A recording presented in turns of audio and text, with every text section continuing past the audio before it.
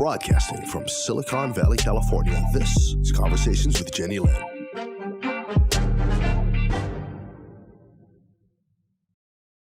You're watching Conversations with Jennylyn, and as I continue my world interview series, I have another great guest, and his name is Mordechai Danielov, and he is a database expert and lives in Jerusalem, Israel. Thank you so much, Mordechai, for taking the time. Thank you for having me. I watched some of the interviews you've done, and I really like the way you conduct the conversations. I think that's a great skill. Thank you so much. You know, since I was a little child, I just love people. And there's a good and a bad side to that, because I've been open to everyone and I've allowed some bad eggs in my life. But I've learned from that, but it has not tainted me, and I still love people. I'm just more discerning, but I have a curiosity about them. And I always wonder if there's a way I can make things better or their life better for them. And that's usually what's behind the curiosity. So thank you very much for that encouragement. I mean, I didn't want to conduct these interviews like an ABC or a mainstream media channel. I just want to have conversations with fascinating people and just people, and hopefully they have something they share with me that can inspire somebody who watches. So thank you for that. It means a lot. So it's a wonderful sentiment. Thank you. So were you born and raised in Jerusalem? It's one of the dream places that I haven't gone that I would like to visit. No, I was born in the country of Georgia, in a city called Tbilisi. Then I moved to New York for I don't know, maybe 20 years or so, and then I've been living here for the past 10 years. So that explains the perfect English. You speak English in Jerusalem as well? Some people do. I mean, but it's, you still find places where you won't get anywhere. If you really don't want to speak Hebrew and you want to get around here, you need English and Russian. Okay, got it. Yes. And so you lived in New York for 20 years. So how long have you been back in Jerusalem? For the past 10 years. Oh, so you've been back there 10 years. And Did you miss New York? I must ask you that. I visited a couple of times. I still do most of my business in New York. Most of my clients are from New York. So it's not like I really left. It's just I'm physically here, but I'm very much a global personality, I guess you can say, because I really feel it. I work across the ocean. I have friends in Europe. I have I have business associates in Australia. The world is very tiny, and I feel it because I live it. It really is. And when I was growing up, it felt so vast because we didn't have internet, and communication back then was a telephone that hardly worked, and letters, because I grew up in a very rural part of Guyana on the Venezuelan border. And so we were sort of excluded, and an airplane came once a day and you waited patiently on it because it brought letters, and that's how you communicated. And now you're in Israel and you're in my living room. That's fascinating. I think it's amazing. Yeah, I remember these things. I do. And what I've noticed, young people don't quite know how to write properly. Well, they don't really need to. Because now everything is texting. Yeah. So tell me what the database expert does. I'm sure most people know, but I want to know. Well, data kind of drives the world now. Some people even say like that's like the new currency. So the databases store the data. So someone like me would know how to create the data and how to properly store it and how to properly retrieve it. Because it's the weirdest thing. Like you would think, oh, I just want to store information about my car, right? Yes. But it really is not that simple because you start getting all these weird philosophical questions. Well, what is a car? And how do you define being a car, etc. It gets really weird, and a lot of people just short circuit, and and that's why I get called in. But at the end of the day, things work out, and people have databases that allow them to buy things, sell things, to you know, keep track of their favorite records, whatever. You know, uh, that's So, basically what I do. so are you working with like Bitcoin and cryptocurrency? And is it similar to like a Google Cloud? Do you have your own storage space or do you use the cloud when you work on your databases and storing information? That's a good question. The Bitcoin and cryptocurrencies, they use a type of a database, a blockchain database. I obviously work with it. I'm not, like the blockchain expert, um, but my curiosity gets the best of me, and I do dabble in blockchain also. Because I do believe that whatever it is you do, you have to do it out of curiosity, because we spend so much time at work, and if I had to spend all this time doing something that I wasn't really interested in, I probably just wind up on drugs. I don't know. you, you The wouldn't drug you is wouldn't be. like coffee. So, It's painful when you have to do something just for the money and you're not yeah. enjoying it. I've had to do that. And it's torturous. The days seem endless. Yeah, I mean, you can't go extremely to the other end.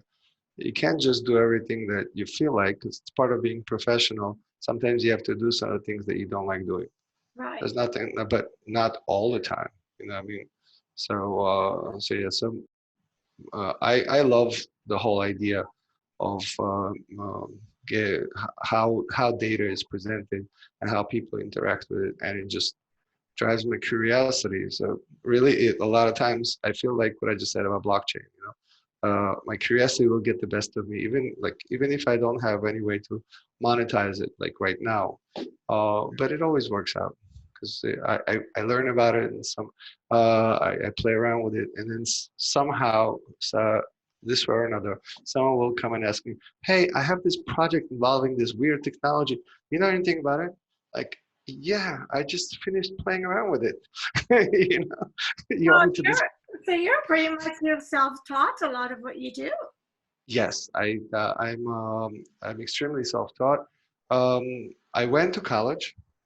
I went to college in Stony Brook, in New York. It was a lot of fun, probably too much fun. I didn't graduate. It was that much No fun. such thing as too much fun. And but in terms of learning, I wasn't very happy in the college, because it's like uh, if you're like very extremely driven, college will help you. But if you're anything but, you'll just drift. Yeah, I And think sometimes structure can be disruptive for some people like you. um, You find that to but be true? you know, some structure is good, but not too much. Mhm. You know. I So, agree. I'm a bit of a rebel that way. So you didn't graduate, but you see, you're still a huge success because this is your passion. And I feel like when it's your passion, you find ways to conquer and keep on growing and doing. Am I correct? Yes, I will say even more. I differentiate between going to school and learning. Okay, so I didn't manage to finish school just because didn't get along with it. And I tried few right after Stony Brook. I tried Brooklyn Polytech, and I also tried Hunter School, if you know New York schools. I tried three colleges. You know what I mean? It didn't work out. But learning, I'm a life learner. You know, I you pay if you paid me, I couldn't stop learning. You know what I mean? So, yeah, so I continue to learn all the time. And sometimes I learn heavily academic subjects. I mean, part of my work is to learn logic and philosophy and stuff. And I do a significant amount of research, and I work with professors and others in academia. I have great respect for them. I don't by any means disparage the academia, but I have my own path. So, what did you find the most challenging when you were in school? Why do you feel like it didn't work for you? Because you kept clearly tried, and then you just sort of left, and you're still doing what you love. What was it? Because there's a reason I'm asking you this. I don't think everyone enjoys the structure of academia. I think sometimes it's set up in such a way that you have to go with their flow. And if you're like me, you're ADD, you are ahead of the flow, and then it becomes frustrating, and you just want to move on from that because you get it. Was that a challenge for you? That's part of it, sure, but also the lectures, the way they are structured, it's like the professor talks to you, and you just gotta listen. There's no give and take, and it's a terrible way to learn. I used to fall asleep. I remember I used to be a biochemistry major, and I had this genetics class. Now this was like a big class for my major. It was a major thing to pass, and there were probably at least 200 students in that class, like huge auditorium, three professors, and I couldn't stay awake. I just kept falling asleep. You gay, or is it because you were bored with it? I don't. I think it's the format because it's just the professor's just talking at you. There's absolutely zero feedback, zero. You can't even ask a question. Like, I mean, if you have any questions, you have to sign up for the office hours and whatever. But at the time, you're just recording, and I'm like, what's the point? I'll just put a recorder on, and I'll come back and pick it up later. Why do I have to sit through this? Mhm. What I gain from being there? He's mostly reading the book. Remember that Goodwill Hunting? Yes. I kind of felt like that. I'm like, hey, I can do this in the library. What am I gaining here? I just felt really ridiculous. I think some of the best teachers have more interactive teaching Have where to be. I where it don't think. involves you. And I think I would benefit the most from those types of teachers because I'm just like you. I get very bored very quickly and start falling asleep. So you didn't finish school, but you're clearly a huge success at what you do. So I think the lesson I'm learning from what you're sharing is if you're really driven and you really love it, you will succeed at it because you will find the way to succeed. Yeah. So I do a lot of training of young people nowadays, and they always ask me this very thing that you're talking about. And I give them this example. My first job I had in computing, because I learned biochemistry. I knew nothing about computers. So I accidentally started working in computers. And so they really hired me to carry boxes. It wasn't like I had to program or anything. They had like 1,000 computers coming in, and they had to put them at their lawyers' desks, and someone had to carry the boxes, to the lawyer. But along the way, I had to just touch, some computer equipment. Yeah. Now, the nature of the thing is that you open the boxes, and each box contains instructions. I was so curious that I would read every single instruction manual that I would open. And I learned about all different types of hardware and all different types of networking and all that stuff. And I learned so much in a couple of months just by reading manuals that soon the people that hired me started asking me questions about, how to best do things, because they saw that, I started to understand, how this whole system is interconnected. But you have to have that element of extreme curiosity. You can't just like sit back and smoke some pot and play a video game or two, and then you're like, oh, I'm so tired. Got munchies. That's it. You can't you can't do that. You can, but it's not going to get you anywhere. If you have the extreme curiosity, then you're willing to work with that. I think that you'll go far, because uh, uh, those people who are so curious that they want to learn something are actually rare. And people that know something really want to teach it. I've met so many people that were so generous with knowledge with me, only because of my curiosity, because they enjoyed speaking to someone that's actually genuinely interested in what they're doing, and that's really the key, being genuine and being interested. I think that's if I had to do my own 7 steps of success, I would just use 2. Being genuine and being curious. So you are teaching now, apart from managing databases for people. You're teaching people on how to. Yes, I mentor people in that learn in boot camps, because they're coming into boot camps with very little background in computing, and so I help them get oriented and direct them in terms of where's their greater or lesser demand in the field, how can they succeed, what kind of tools they need, etc. So do you do this nationally, internationally, in a I college? do it. I do it locally in Jerusalem, because I do it like almost voluntarily. I get paid a little bit, but really it doesn't cover the time I spend with it. So I just get a lot of enjoyment out of the interactions with the students. Somewhat similarly to you, I also like people very much, and I'm very curious about people. So younger people, I mean, these kids are like 20 years younger than me usually, at least, and so that I'm very interested. What does the new generation bring? What are their ideas? How do they look at things?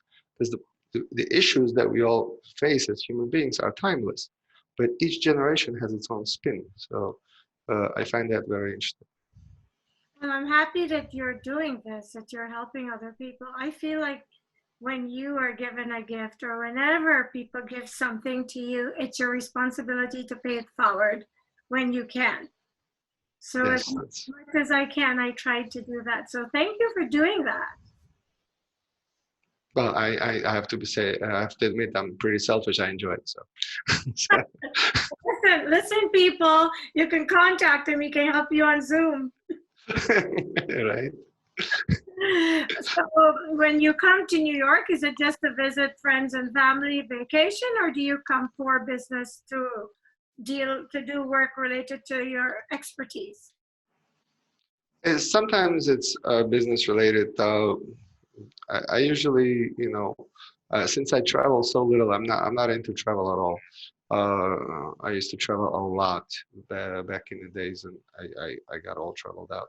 So I don't like to leave home so much. But so when I do leave, I try to accomplish as much as possible. So if when I go visit New York, I will obviously visit my family and friends, and I will schedule several business meetings so that I can meet clients, business associates, whatever. Have you ever visited the West Coast? I spent some time in LA. Mm-hmm. Okay. Beautiful Well, place. how is the coronavirus affecting you and your family and friends? What is it like in Jerusalem? What's it doing to your country that you know of? Well, the country kind of got hit hard in terms of more economically, I'd say. I mean, obviously there were a bunch of people that got sick, myself included. You Uh, got the virus? yeah, I had the corona. Yeah. Tell us what that was like. You're the first person I'm interviewing who's actually had it. Tell us, how did you get it and how did you recover? Because you're clearly recovered. I don't know how I got it. I wasn't able to trace it, but there were a bunch of people at the time. They were in my vicinity that were later confirmed to have the virus. So I probably was in closer contact in one of them with one of them than I should have been. Even though I try to be very, very careful, but you know, I guess wasn't careful enough. Uh, and then, but it wasn't fun at all. Really, Just tell me, what were your first symptoms and how did you know you had it? um, I do a lot of meditation, so I'm pretty self-aware. So I right away knew that my body was going through something different. You know, 'cause I don't know if you're familiar with the Vipassana meditation, but it has like this special technique for a body scan. So it's like your mind scans your body, and you kind of do like self-diagnostics. I practice that all the time. So I'm fairly aware of what's going on in my body. So right away I knew something was wrong. So I called the doctor. I said, "Can I get checked?" And he's like, "Well, what are your symptoms?" I had a low fever, maybe a little bit of cough. It's like, you're just panicking. These are not corona symptoms. So I, I insisted. So eventually, they did test me, and of course, I was positive. Uh, and and it took a while to get out of my system. I mean, uh, everything said and done, I was locked up for 6 weeks.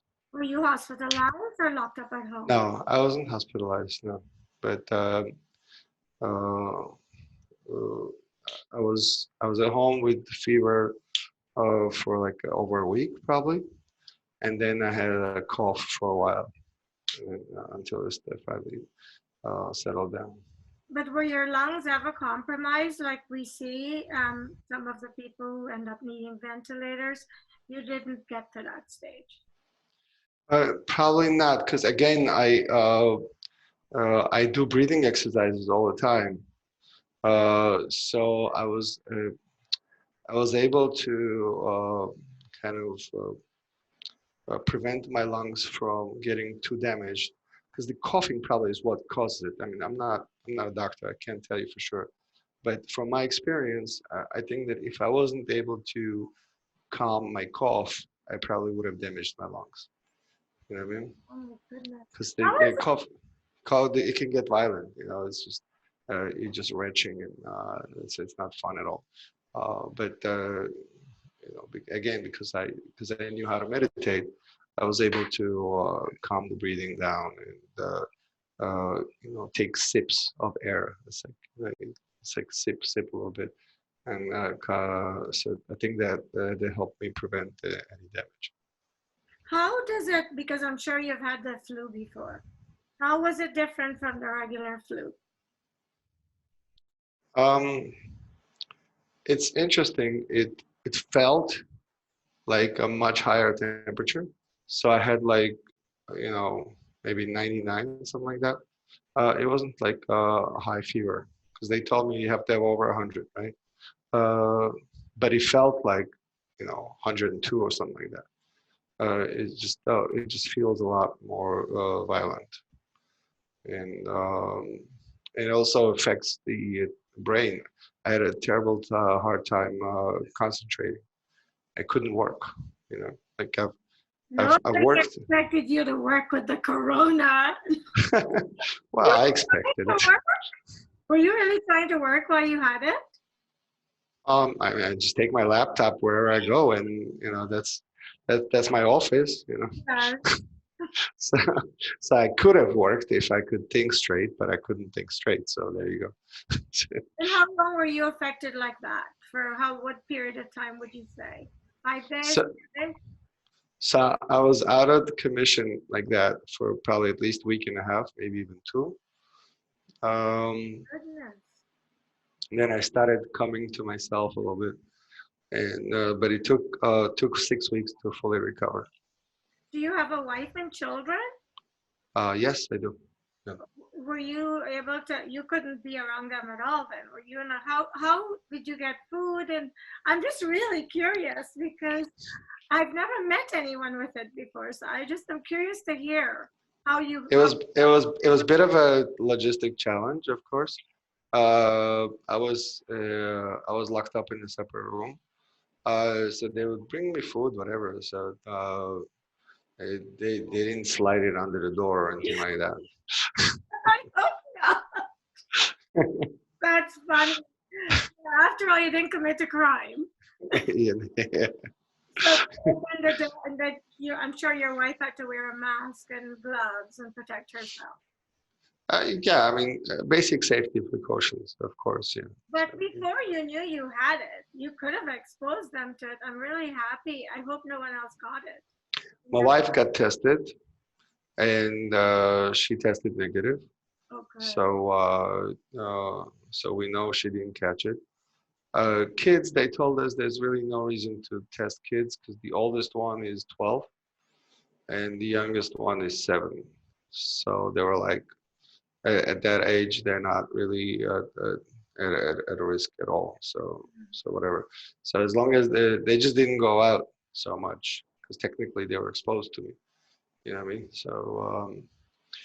So they were kind of locked up with me, but we loved it. You know, I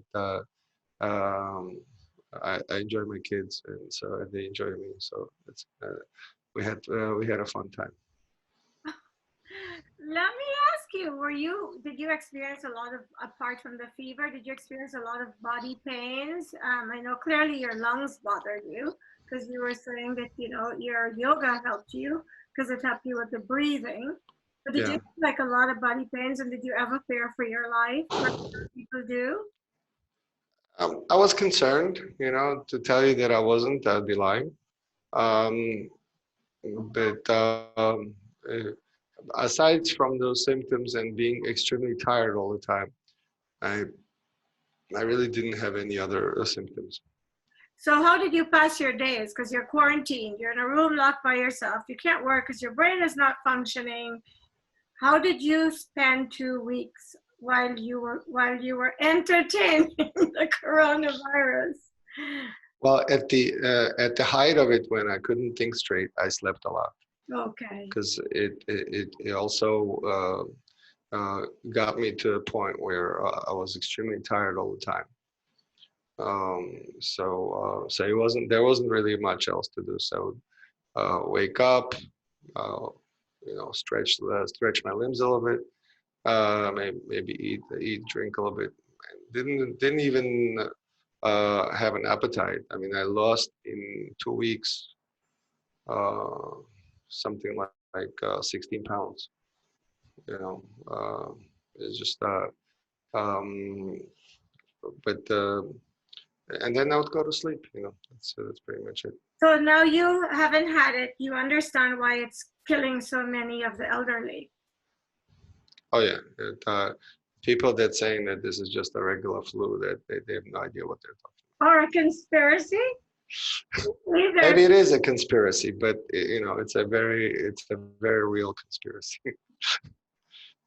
So what is it doing in your country? Do you know how many people have died to date? Do you know how many people are positive? And do you know those numbers? More or less, yeah. So we're talking about 250 people, give or take, passed away, and about 16,000 got infected, and about 4,000 of those are still positive. So most of them have recovered. What mandates has your government passed to help control this virus? Any that you know of? Oh yeah, they had they killed the economy. They just shut everything down. And no one could go anywhere for a while. I mean, How about And now? Are you guys still on quarantine or have they lifted it? they're lifting it slowly. It's they're doing it gradually. So let's say about a week and a half ago, they started allowing people to circulate more. Started opening some stores. I think next week uh, they'll they'll remove some more restrictions. But they're also monitoring it.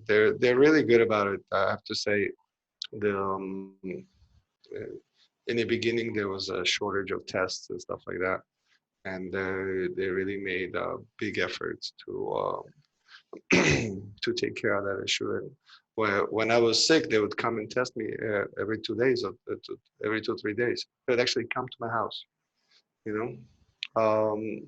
So they really got a good handle on it. I'm happy with how our government handled it. Oh, great. Because I was going to ask you, as someone who has suffered from it, are you concerned about a resurgence? I mean, everybody's economy is hurting, and clearly we have to find a safe balance where we let people back out, but we prevent resurgences. Is that a concern for you?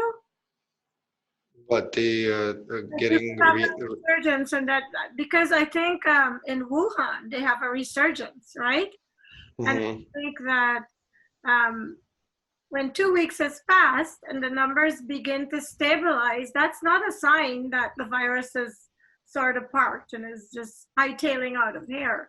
I think we still need to be vigilant. We still need to practice, all of what we were doing while we were in quarantine. Are you are you comfortable with how you guys are opening up your quarantine? I guess is what I am trying to ask you. Yeah, so they're doing it very carefully, and they're monitoring the new infections also. So, Okay, like for example, I know in Jerusalem, they have statistics by neighborhoods. So, like I know in my neighborhood, for example, there haven't been any new infections for over 2 weeks. wonderful. uh, and still people are very careful. Everyone's walking around with masks and whatever, and not congregated, whatever. I went to an engagement party that someone did, and they did it, outdoors in the forest with this with yeah, with the social distancing, and the cops came and checked. They came and they looked around. They made sure that everything was according to the prescriptions of the health ministry. And so yeah, so the people are being very careful. People, they're having parties in the forest. Israelis are creative. I love that. In the US, we're doing it virtually. You guys are meeting in the forest. I think that is so awesome. Well, I'm happy that the police let you carry on because you weren't breaking the rules. You were keeping your distance. Right, right. So they state the rules very clearly, and people are happy to follow it, because otherwise, we all see what the terrible results can happen if we don't follow the rules. But wasn't that awkward, like being out in the middle of the forest and everybody is far away from each other, but you're having a party anyway? I think that is really great. We are out of time, but I must ask you, especially because you had the coronavirus, what have you learned about yourself during this crisis, this pandemic? Um, that's a good question. I'm still analyzing that, so I don't have a final answer Did yet. we schedule a new But interview so you can tell us? I can give you an intermediate answer, which Okay, is go to for it. which is that I think that I realize that I don't realize just what I can do. You know, I went through a lot of situations that I really didn't think I was supposed to get through, and I went through just fine. And I kind of like it kind of took me back. I'm like, oh, you know what? You really are underestimating yourself. And I think that's a big deal, because if I can stop doing that without obviously letting it into my head and just thinking that I'm top of the world, whatever, without with keeping while keeping a low profile. If I can stop underestimating myself, I think I can do more. I think a lot of us are guilty of that. Look at the timing, perfect, but you can't go yet.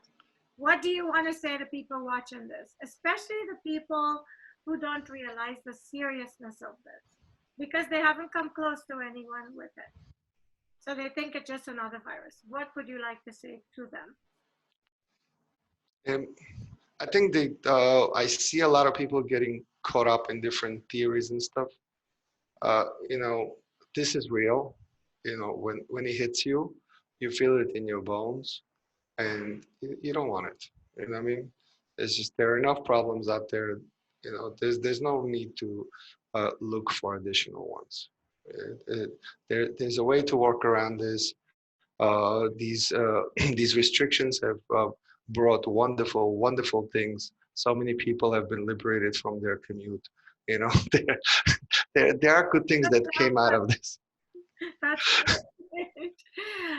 Mordechai, you were great. Thank you so very much. I know this is a COVID series. I want to start another series of interviews. You're definitely going to be someone I'm going to reach out to in the future. So we could do it was a pleasure speaking with you. And I hope by then you have your answer for me because we only got an intermediate answer just now. Thank you so much. Stay safe and do not get sick again. Thank you, and you're safe. Stay safe too. Yeah, thank you. Thank you so much for watching Conversations with Jennylyn. When a conversation is all you need to be inspired and learn a lesson from, like this conversation with Mordechai, who suffered from the coronavirus. Mordechai, thank you so much.